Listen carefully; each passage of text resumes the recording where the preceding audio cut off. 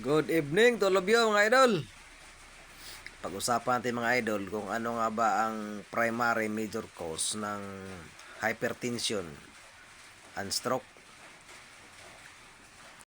Getting too much salt or sodium in the diet can raise blood pressure levels. Not getting enough physical activity can lead to the other health conditions that can raise the risk for stroke. These health conditions include obesity, high blood pressure, high cholesterol, and diabetes. Kaya mga idol, iwasan nyo ang mga pagkain na sobrang alat at yun ay maging dahilan ng hypertension or high blood pressure levels and stroke. At ugaliin natin mga idol na mag-exercise para ma-burn ang fats or calories, excess fats and calories.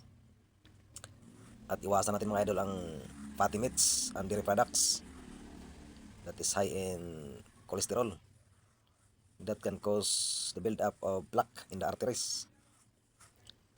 Ay mga idol. At yan ay hindi rin maganda sa kidney mga idol ang karne at dairy products sapagkat nakakadamage pala mga idol ang high protein intake na galing sa karne at sa dairy products. Nahirapang mag-metabolize ang kidney mga idol.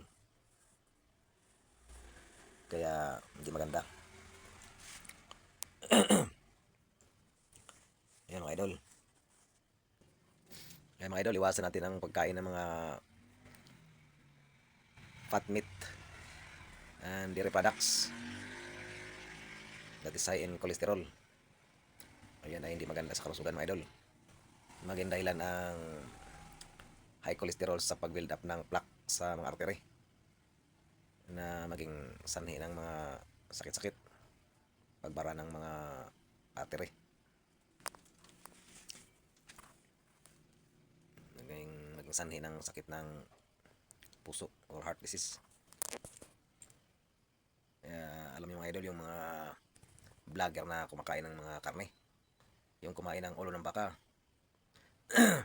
na dali dahil sa high intake ng cholesterol, na-absorb yung maraming cholesterol sa kanyang bloodstream. Nagkaroon siguro ng plaque ang kanyang arteries at nahirapan ng mag-absorb ng oxygen. Ngayon nadali yung vlogger na yun, yung kumakain ng ulo ng baka. Kaya mag-vlog na lang tayo mga idol ng mga healthy foods. Huwag yung mga karne na mayaman sa cholesterol, yung mga taba-taba. Yun lang mga idol. Thank you so much for watching. Please like, comment, and follow. Bye-bye.